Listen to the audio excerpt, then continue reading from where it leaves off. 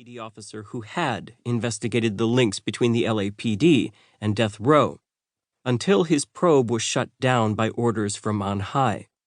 Like Knox, Poole became convinced that the orders blocking their investigations had come from the very top, from LAPD Chief Bernard Parks. By then, though, the Biggie investigation had been subsumed by what became known as the Rampart scandal, in which the central figure was none other than David Mack's friend and former partner, Rafael Perez. The Rampart scandal had been invented by Perez after his arrest on charges that he had been stealing large quantities of cocaine, being held as evidence in the LAPD's property division, and selling it on the street.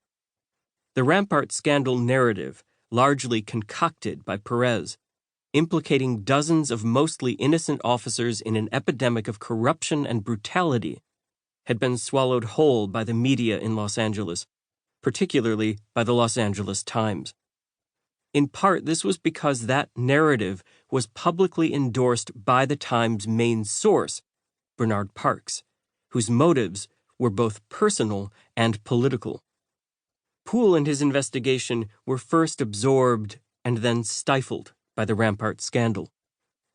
Because of his insistence on the possible guilt of fellow officers in Biggie Small's murder, Poole became a pariah within the LAPD, administratively harassed and personally insulted. Other detectives increasingly avoided any association with him.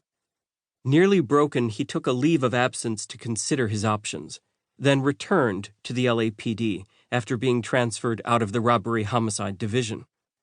Watching what was happening as Rafael Perez played puppet master to the entire city and the Biggie murder investigation was buried in the process proved to be too much for Poole, however.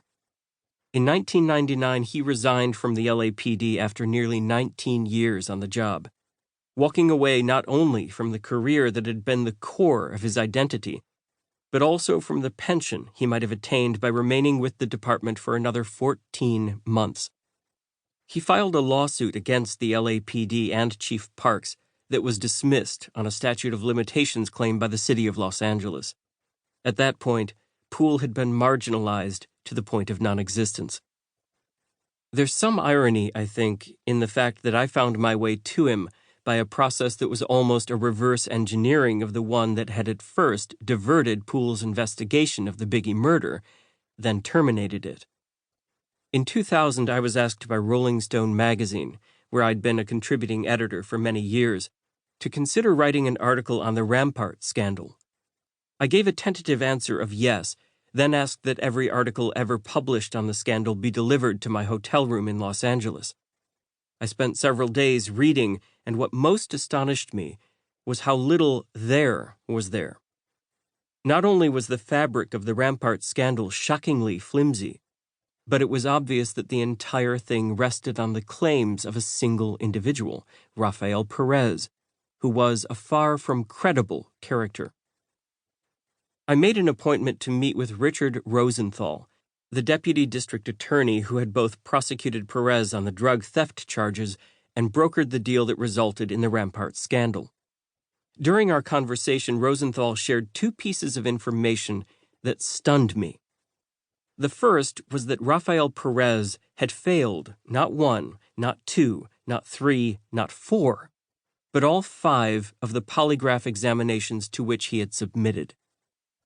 The second remarkable fact Rosenthal revealed was that what became of the Rampart Task Force had originated from the connections that had been made by a former LAPD detective named Russell Poole between the David Mack bank robbery and the Biggie Smalls murder.